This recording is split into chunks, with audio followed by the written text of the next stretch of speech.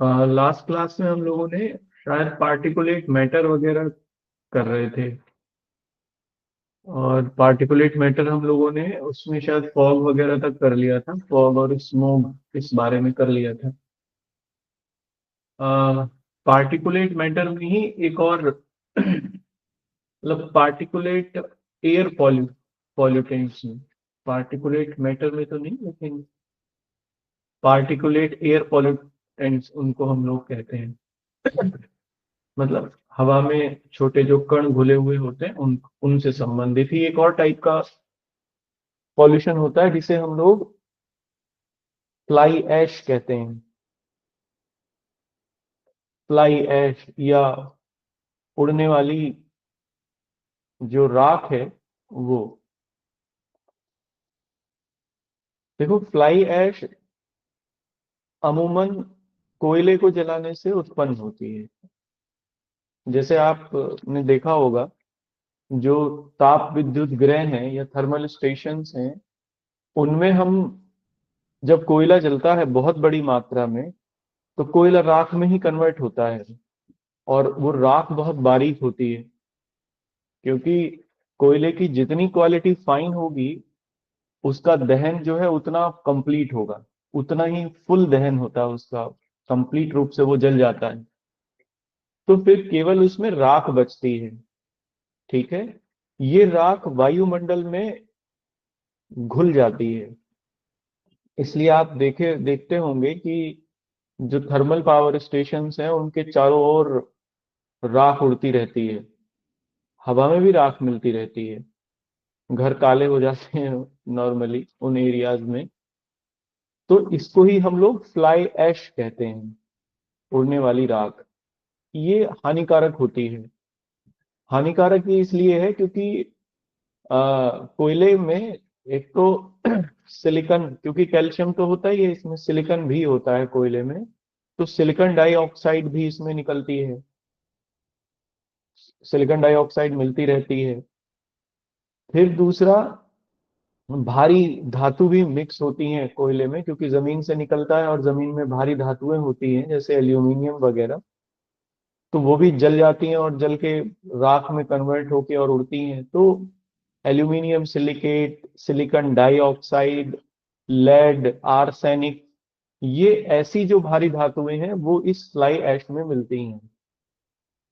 और इसकी वजह से, इन सब धातुओं की वजह से आसपास के रहने वाले लोगों में रेस्पिरेटरी प्रॉब्लम्स देखने को मिलती हैं। अमूमन ये भी देखा गया कि लंग्स के कैंसर के लिए ये खूब जिम्मेदार होता है। ये सब धातुएं कार्सिनोजेनिक होती हैं, क्योंकि भारी होती हैं, इकट्ठा हो जाती हैं शरीर में। तो श्वसन संबंधी रोग इनमें होते हैं। दूसरी चीज ये है कि फोटोसिंथेसिस की जो प्रक्रिया है वो भी बाधित होती है पेड़ पौधों में। फ्लाई ऐश जो है वो इकट्ठा हो जाती है पत्तियों के ऊपर, पत्तियों को ढक लेती है बिल्कुल, ब्लैक रंग की हो जाती हैं वो। तो प्रकाश पत्तियों की सतह तक नहीं पहुंच पाता और फाइनली वो खाना बनाने में असमर्थ हो जाते हैं, इसलिए पेड़ पौधे भी सूखने लगते हैं। तो ठीक है, ये फ्लाई ऐश हम लोगों का कंप्लीट हुआ। ये भी पार्टिकुलेट मैटर, पार्टिकुलेट नहीं, पार्टिकुलेट एयर पॉल्यूटेंट्स के रूप में ये देखने को मिलता है। अब इसमें नेक्स्ट लिखना आप, अ,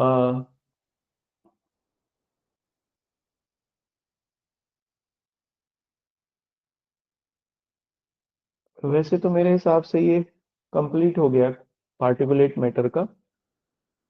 इसको इतना ही रहने दीजिए, क्योंकि आप आगे भी इन सब से ना रेस्पिरेटरी डिजीज होती हैं, आप ये याद रखना, क्योंकि यही पूछा गया है, रेस्पिरेटरी डिजीज या रेस्पिरेटरी प्रॉब्लम्स किसकी वजह से क्रिएट होती हैं, तो यही मेन है। तो ये हमारा कंप्लीट हो गया। ठीक है। वायु प्रदूषकों को हम लोगों ने ठीक से देख लिया है।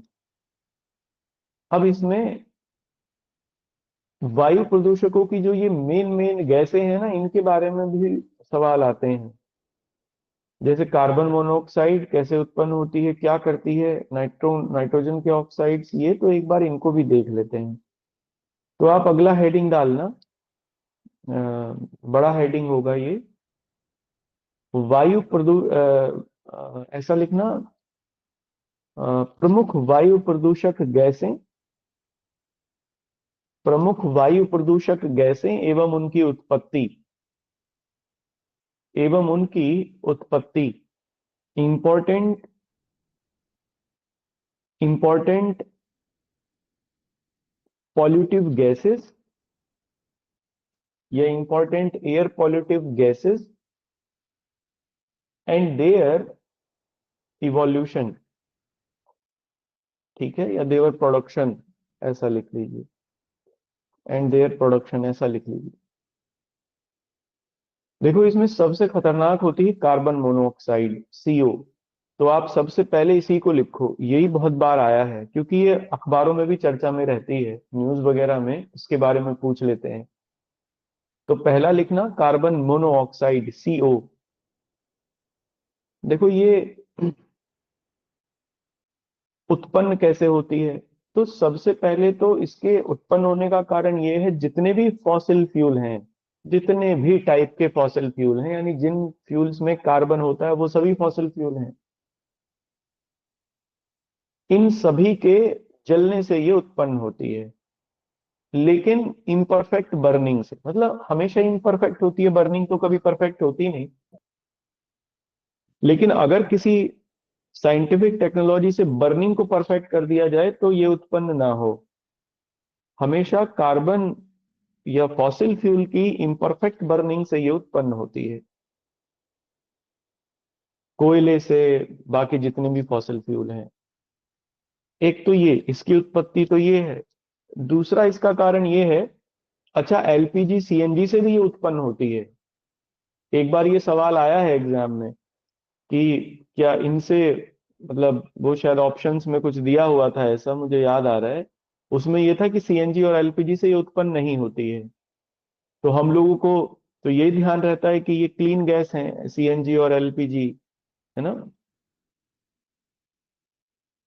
लेकिन सीएनजी और एलपीजी के जलने से भी ये उत्पन्न होती है, लेकिन बहुत कम मात्रा में, इसकी मात्रा कम होती है। एलपीजी में शायद और भी कम ये जल उत्पन्न होती है, एलपीजी की में इसकी मात्रा सबसे कम होती है। खैर, तो ये तो हुई इसकी उत्पत्ति। अब ये करती क्या है। तो ये शरीर में हीमोग्लोबिन के साथ एक कॉम्बिनेशन बना लेती है।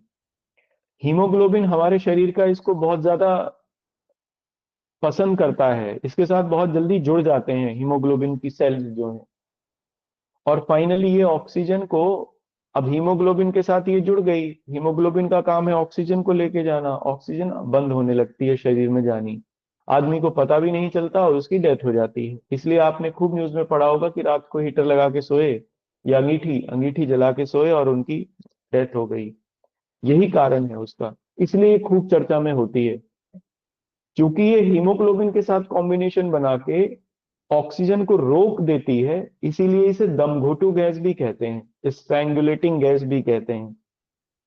और इसमें पता नहीं चलता, खास बात ये है, ऑक्सीजन शरीर में कम हो जाती है और पता भी नहीं चलता। चलिए, सबसे बड़ा वायु प्रदूषक है ये आज का, कार्बन मोनोऑक्साइड। आधुनिक दुनिया का सबसे बड़ा वायु प्रदूषक है, ये भी पूछा गया एग्जाम में। CO2 नहीं है, CO2 तो नेचुरली भी मिलती है एनवायरमेंट में, पृथ्वी को गर्म करने में इंपॉर्टेंट रोल प्ले करती है। कार्बन मोनोऑक्साइड सबसे खतरनाक टाइप का एयर पॉल्यूटेंट्स है जो हम ही ने प्रोड्यूस किया है, लगभग सभी वायु प्रदूषकों के 50% का रिप्रेजेंटेशन करता है। अच्छा, अब इसको इसको कम कैसे कर सकते हैं। इसके कम करने के तौर तरीके भी हैं, यूज किए गए हैं टेक्निकली।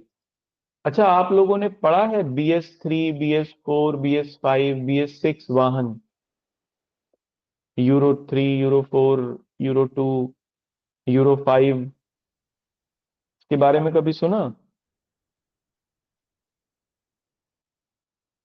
किसी ने नहीं सुना।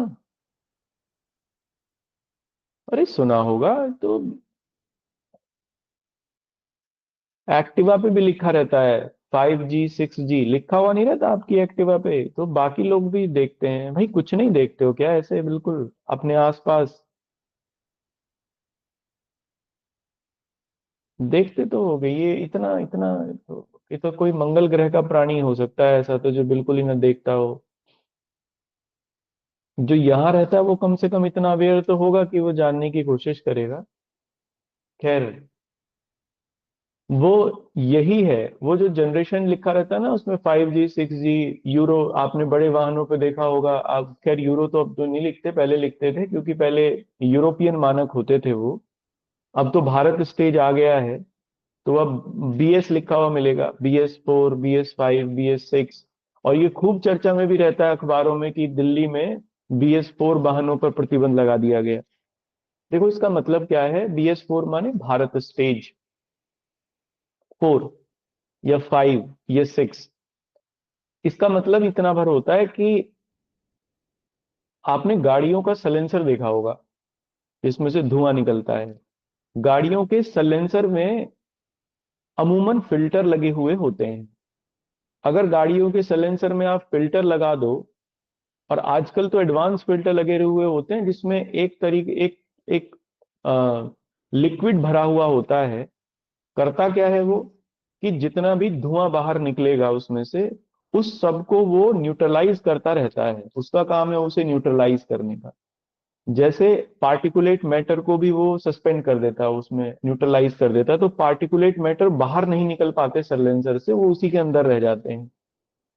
दूसरा, कार्बन मोनोऑक्साइड वगैरह को वो लेस हार्मफुल कंपोनेंट में चेंज करता रहता है। जैसे O2 में CO2 में कन्वर्ट कर देगा, कार्बन डाइऑक्साइड में कन्वर्ट कर देगा। तो उसमें फिल्टर लगाने की जो टेक्निक है, और इन फिल्टरों की क्षमता ही जो है वही नेक्स्ट जनरेशन बताती है। जैसे 5G और 6G, इसका मतलब 6G की जो पावर है, 6G की जो क्षमता है, उसमें ये फिल्टरेशन की क्षमता बहुत अच्छी है, ज्यादा है 5G से। अब वो कम हार्मफुल जो गैसेस हैं उनको रिलीज कर रहा है, बाहर निकलने दे रहा है, और वो कम पॉल्यूशन कर रहा है। तो इसीलिए दिल्ली में वो प्रतिबंध लगता है कि BS4 पर लग गया। मतलब जो ऐसे वाहन हैं जो कंपेरेटिवली ज्यादा पॉल्यूशन करते हैं 5 और 6 के बनिस्पत, उनको बंद कर दिया। ये टेक्नोलॉजी होती है।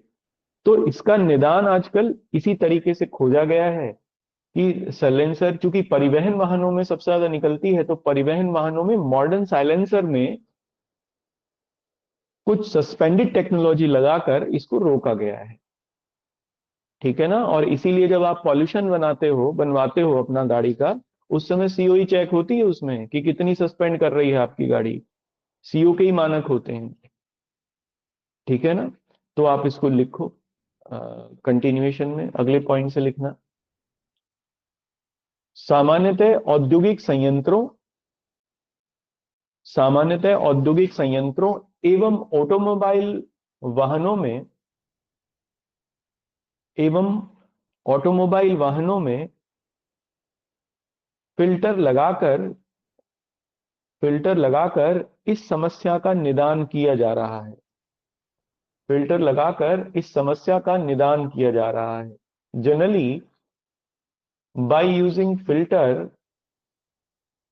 जनरली, या ऐसा लिखना, generally this problem is being short out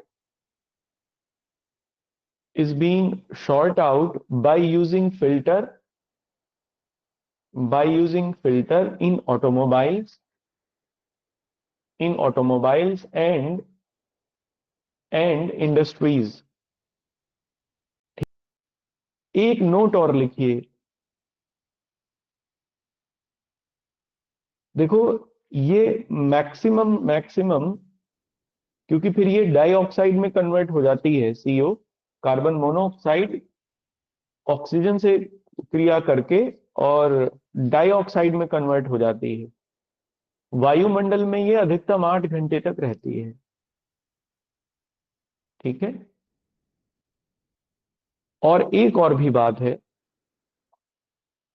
वो ये कि अगर मान लो एनवायरमेंट में, वायुमंडल में इसकी मात्रा अगर ज्यादा है, अगर इसकी मात्रा ज्यादा है, तो फिर कोई आदमी अधिकतम 8 घंटे तक जीवित रह सकता है, उसके बाद उसकी डेथ हो जाएगी, है ना।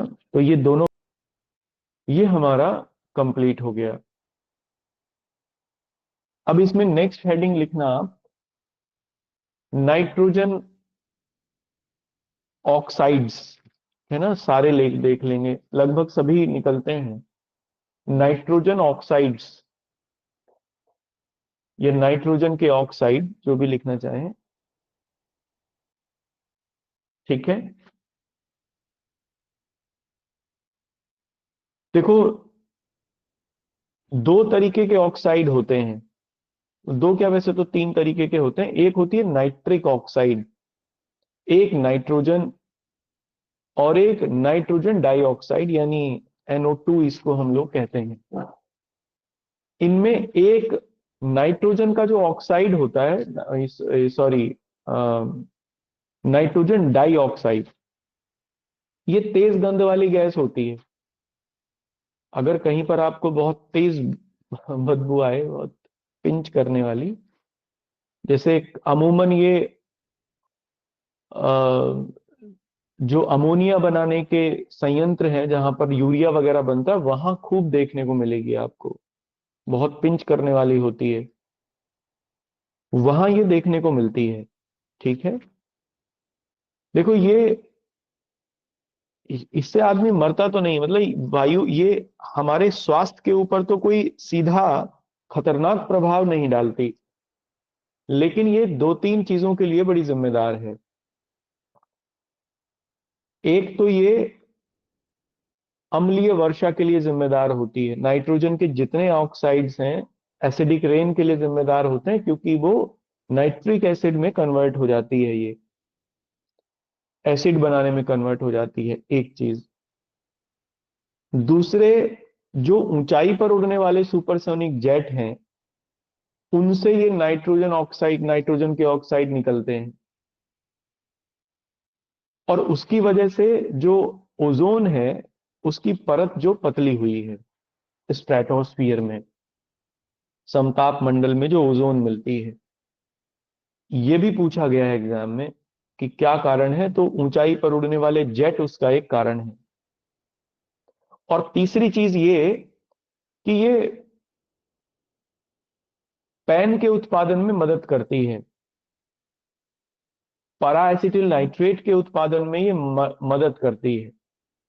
और पैरा एसिटिल नाइट्रेट एक सेकेंडरी पॉल्यूटेंट्स है, जो कि बाद में ओजोन लेयर को, ओजोन को बनाने का काम करते हैं लोअर एटमॉस्फेयर में, तो जिससे नीचे का वायुमंडल गर्म होने लगता है और ग्लोबल वार्मिंग की संभावना बढ़ती है, नीचे के वायुमंडल में ओजोन उत्पन्न हो जाती है, ठीक है। ये दो तीन बातें हैं जो नाइट्रोजन के ऑक्साइड्स के लिए इंपॉर्टेंट है। तो आप अब पहली बात पॉइंट से लिखना। देखो, मनुष्य के शरीर पे, चलो इसको मैं आगे लिखवाता हूं आपको, पहले मैं बाकी चीजें ह्यूमन हेल्थ के ऊपर इसका क्या प्रभाव है, ये मैं आपको आगे बताता हूं। पहले अगले पॉइंट से लिखना, ये आया है एग्जाम में। अधिक ऊंचाई पर उड़ने वाले अधिक ऊंचाई पर उड़ने वाले सुपरसोनिक जेट विमानों से भी, सुपरसोनिक जेट विमानों से भी नाइट्रोजन के ऑक्साइड्स उत्पन्न होते हैं, नाइट्रोजन के ऑक्साइड्स उत्पन्न होते हैं।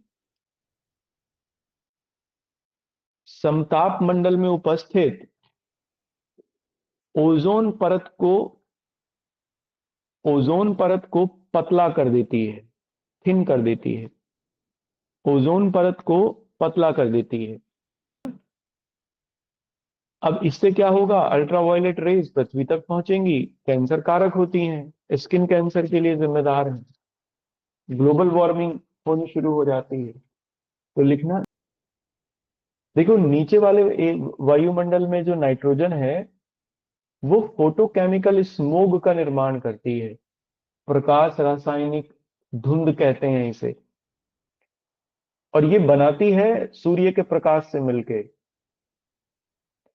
बाद में ये photochemical smog peroxy acetyl nitrate का उत्पादन करता है।